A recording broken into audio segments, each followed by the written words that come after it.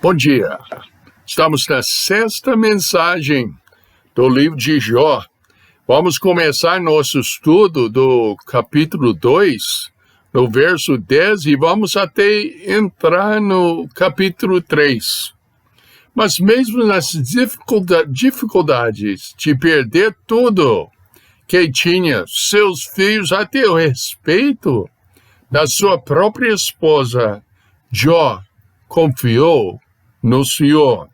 Vamos continuar nosso estudo de Jó 2 e vamos ver como nós, ainda mais, devemos confiar no Senhor e não pecar contra o Senhor, culpando o Senhor das nossas dificuldades, mas entendendo que as dificuldades que nós enfrentamos ou são coisas para o nosso melhor, para Deus provar a gente, ou talvez é o resultado do pecado, que não foi o caso na vida de Jó. Mas então, vamos começar o estudo em Jó, capítulo 2, última parte de verso 10, onde a Bíblia fala: em tudo isto não pecou Jó com os seus lábios. Lamentações, capítulo 3, verso 22, fala: as misericórdias do Senhor são a causa de não sermos consumidos, porque as suas misericórdias não têm fim. Quando nós entendermos que pela misericórdia de Deus nós temos a vida, cada respiração, cada dia que enfrentamos é um dom de Deus, porque por causa do pecado merecemos a morte. Lembramos que Romanos, capítulo 6, verso 23 fala: porque o salário do pecado é a morte, mas o dom gratuito de Deus é a vida eterna, por Cristo Jesus nosso Senhor. 1 Pedro, capítulo 5, versos 5 a 7, diz o seguinte: semelhantemente, vós jovens, sejam sujeitos aos anciões, e sede todos sujeitos uns aos outros, revesti-vos de humildade, porque Deus resiste aos soberbos, mas dá graça aos humildes. E humilhai-vos, pois, debaixo do potente mão de Deus, para que a seu tempo vos exalte, lançando sobre ele toda a vossa ansiedade, porque ele tem cuidado de vós. Jó reconheceu que Deus tem razão. Em tudo isso, a Bíblia diz: não pecou Jó com os seus lábios. Agora, como vai sua vida? Como é que você reage com as dificuldades? Passando as dificuldades, você confia no Senhor ou você culpa os outros, até culpa Deus também? Outra pergunta: você realmente já chegou ao ponto na sua vida em que se arrependeu dos seus pecados e colocou a sua confiança no Senhor Jesus Cristo? Está louvando Deus mesmo nas dificuldades? Continuando o estudo, Deus mostra na palavra de Deus certos princípios. Mas vamos começar nossa lição de hoje numa declaração-chave do estudo. No capítulo 3, verso 20, fala: porque se dá luz ao miserável e vida aos amargurados de ânimo. Então, por que se dá luz ao miserável e vida aos amargurados de ânimo? Aqui nós estamos entrando no pensamento de Jó. Jó está sofrendo e entrando no desespero. pensamos com toda a dificuldade, pensando nele, ele está começando a pensar, por que eu nasci? Por que eu estou com vida, com tantos problemas que eu estou enfrentando? Talvez hoje você está se perguntando a mesma coisa. Por que eu devo continuar a viver? Por que Deus deixou a gente nascer vivo? Qual é o propósito de Deus na minha vida? O Jó, no capítulo 3, versos 1 a 10, ele amaldiçoa o dia do seu nascimento. Vamos ler o trecho, versos 1 a 10. Depois disto, abriu Jó a sua boca e amaldiçoou o seu dia, falando, disse: pereça o dia em que nasci, e a noite em que se disse foi concebido o homem. Converta-se aquele dia em trevas, e Deus lá de cima não tenha cuidado dele, nem resplandeça sobre ele a luz.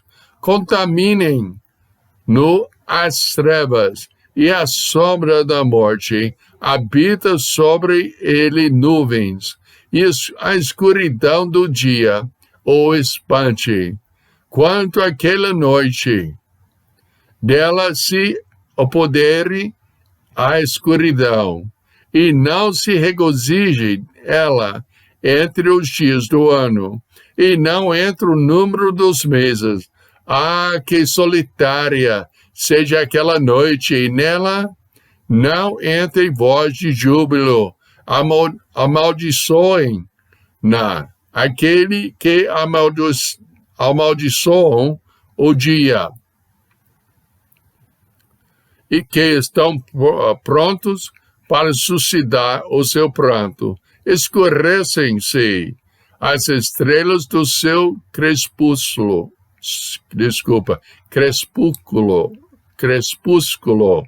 que espere a luz, e não venha e não veja as pálpebras da alva, porque não fechou as portas do ventre, nem escondeu dos meus olhos a canseira.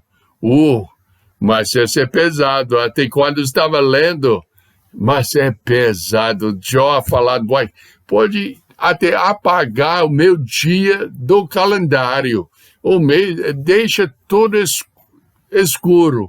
E ele se pergunta, por quê? Versos 11 e 12. Por que não morri eu desse a madre? E em saído do ventre não expirei? Por que me receberam os joelhos? E por que os peitos para que mamassem? Então, por que eu não morri? Só pode viver nesse sofrimento. Jó tem uma vista da morte um pouco diferente da realidade, porque temos que lembrar que é o primeiro livro escrito da Palavra de Deus. Ele não tinha todas as informações que nós temos hoje em dia. Vamos ler versos 13, 13º versículo até 19, para ver mais da conversa de Jó. Porque já agora jazera e repousaria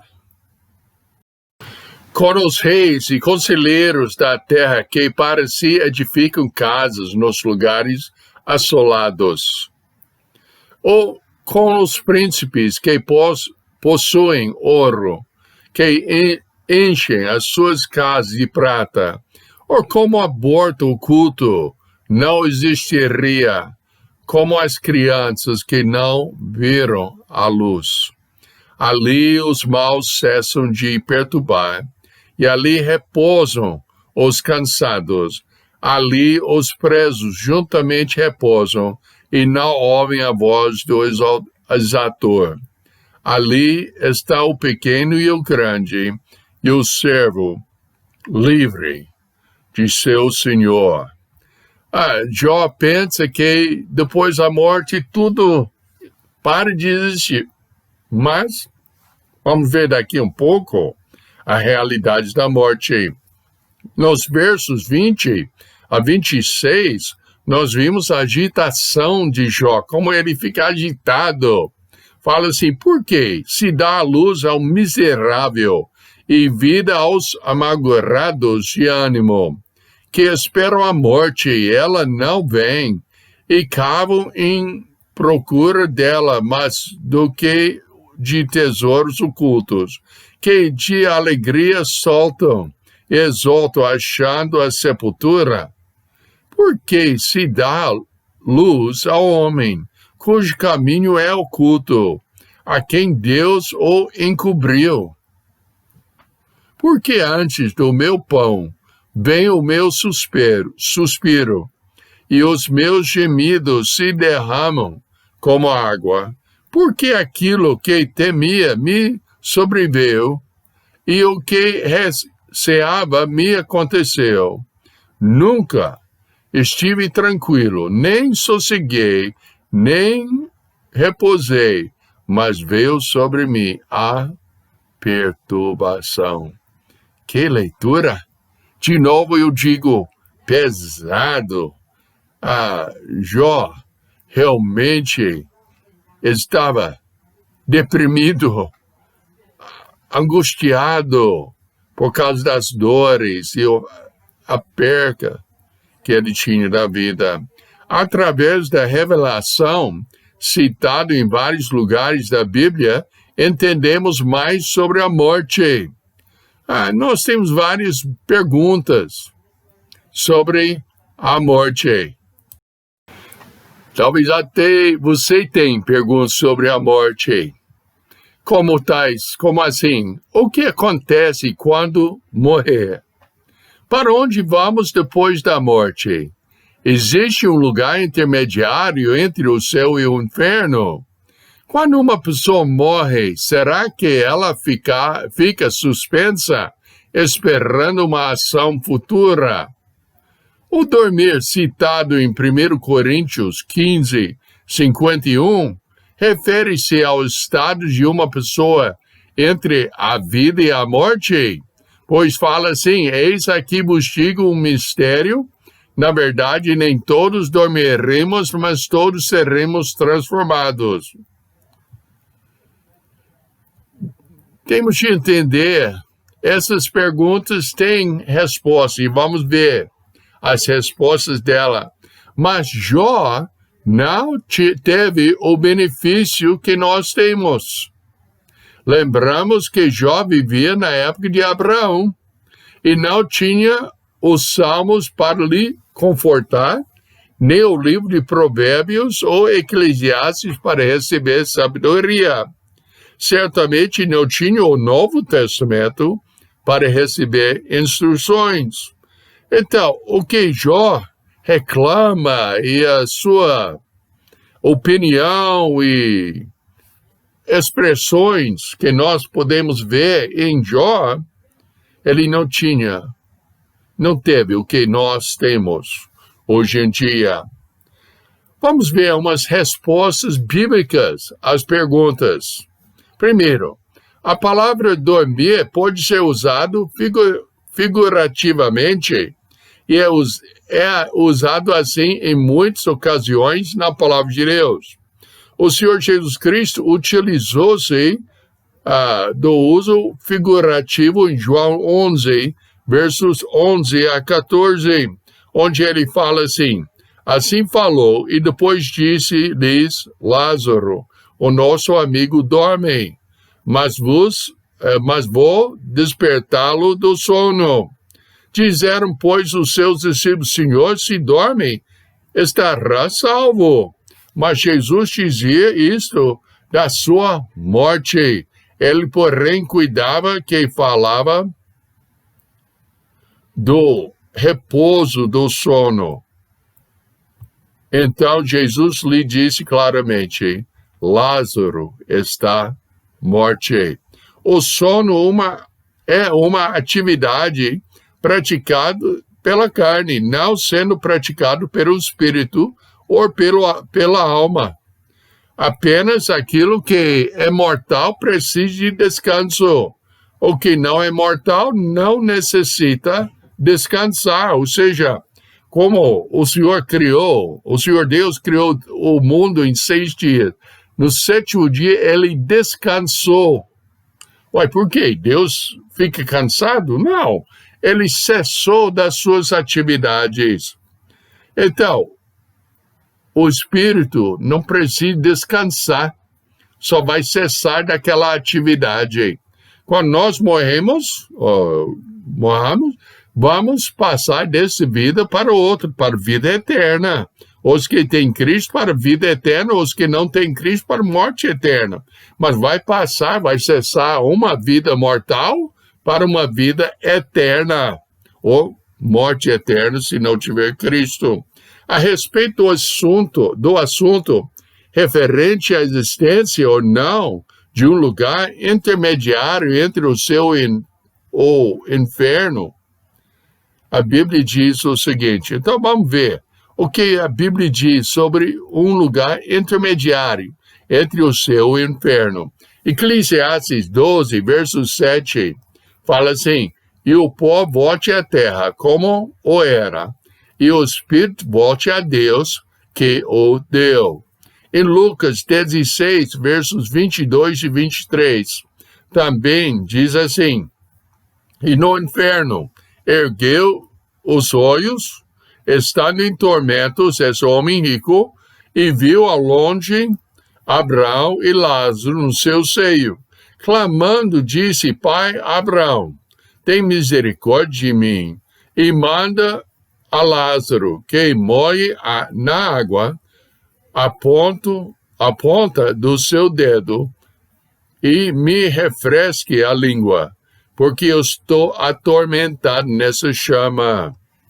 E Lucas 23, verso 42, é outro que fala: e disse-lhe Jesus, em verdade te digo, que hoje estarás comigo no paraíso.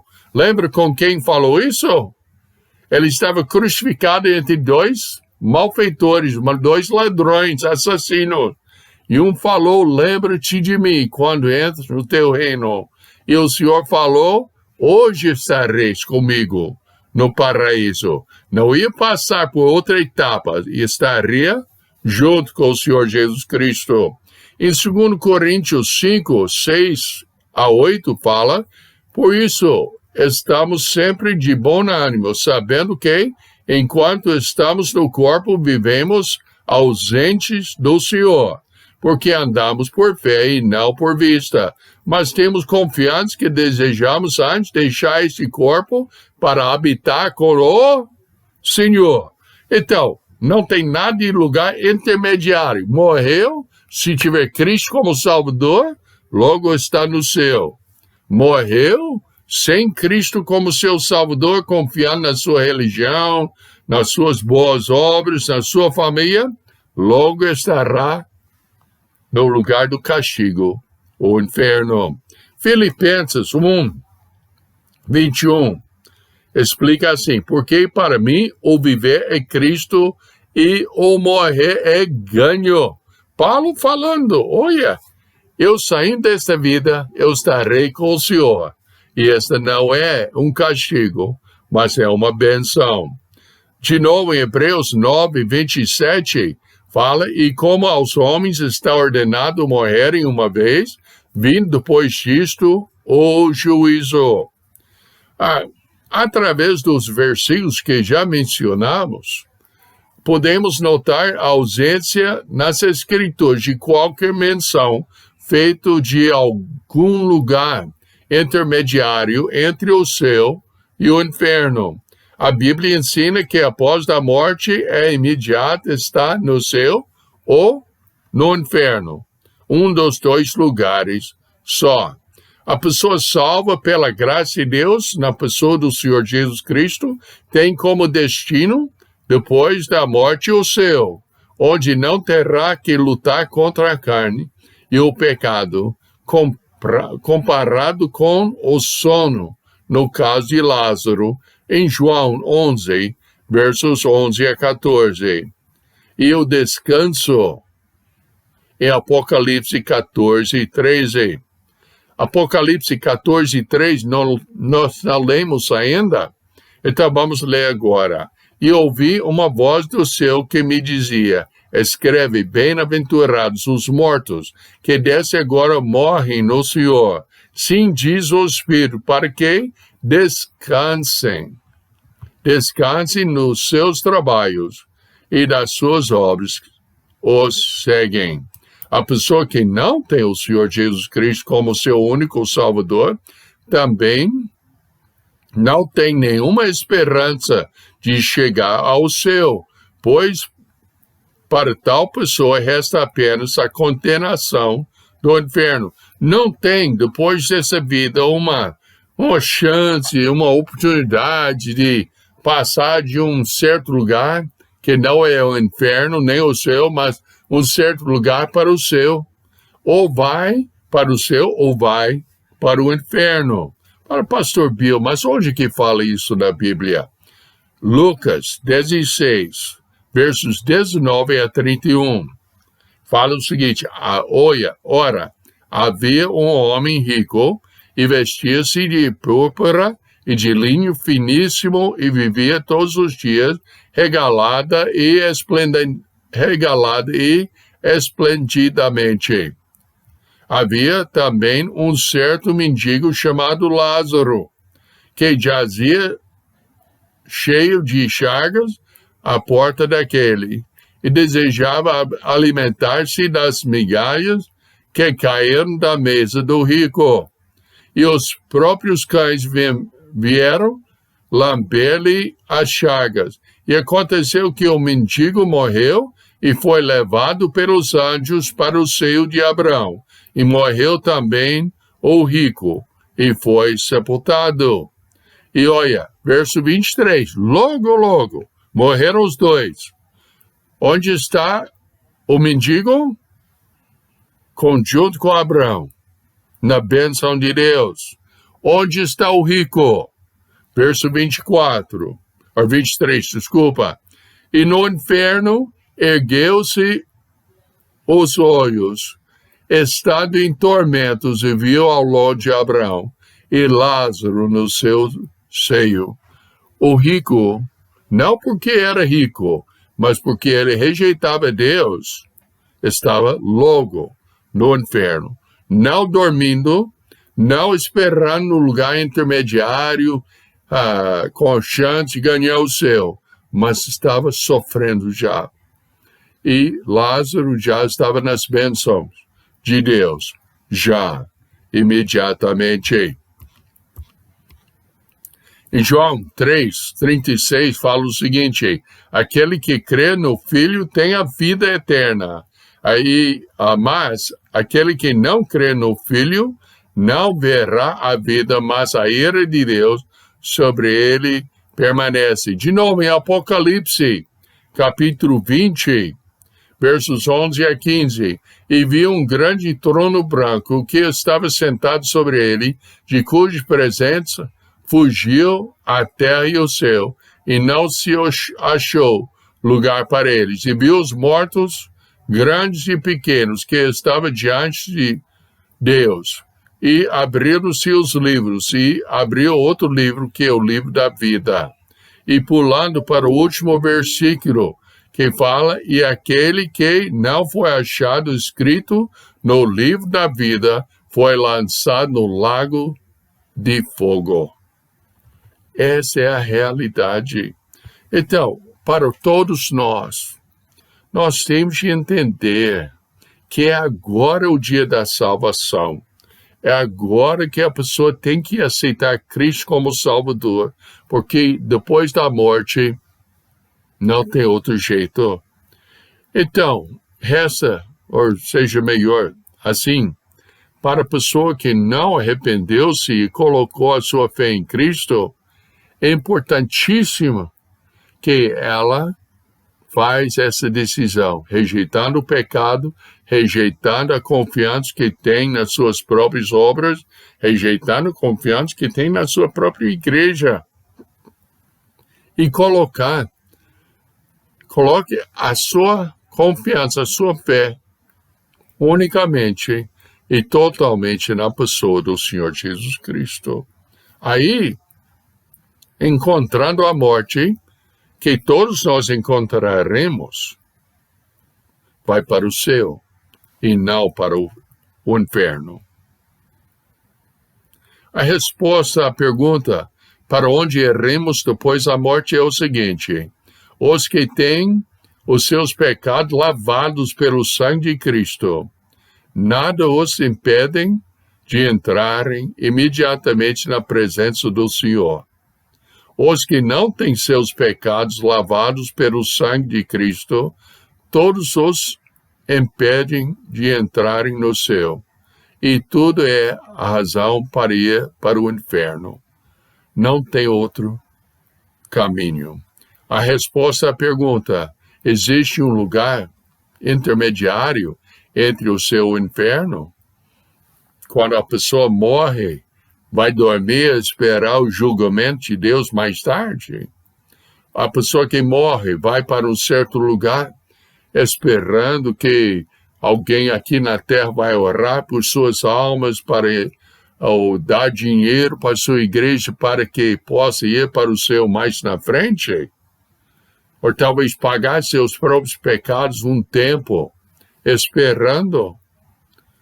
Escuta o que a Bíblia ensina. A Bíblia não mostra nenhum lugar intermediário e de suspensão para a alma. Não tendo um exemplo bíblico o que prove um lugar intermediário. E tendo várias provas da ausência de tal lugar, é confiável afirmar o que a Bíblia afirma: depois da morte vem o juízo. E o juízo é ou o céu para os que estão em Cristo, ou o inferno para os que estão fora dele. Como somos instruídos em Hebreus 9, 27, que já lemos. Eu vou parar por aqui. É um lugar importantíssimo que para cada pessoa examine a sua própria vida e realmente ver se tem Cristo ou não.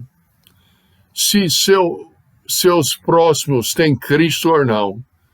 Porque agora, quando ainda tem vida, é importantíssimo que você arrepende-se do seu pecado e coloque a sua fé em Cristo.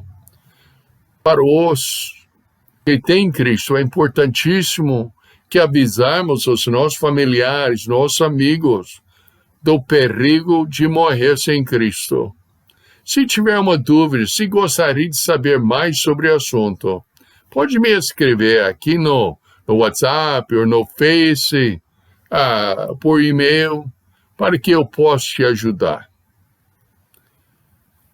Isso aí, vamos orar. Precioso Pai, nós te agradecemos pela mensagem, pelo estudo, e pedimos que o Senhor possa continuar a mensagem em nosso coração, que possamos realmente entender bem que a morte não é o fim de nada, só é a fim da vida mortal e o início da vida ou a morte eterna, que a pessoa tem que ter Cristo como seu único Salvador para ter a vida eterna. Ó Pai, que o Senhor possa realmente agir na vida de cada um de nós, suprindo a necessidade de cada um. Em nome de Jesus Cristo eu oro. Amém? Então, é isso aí. Até a próxima vez e Deus te abençoe.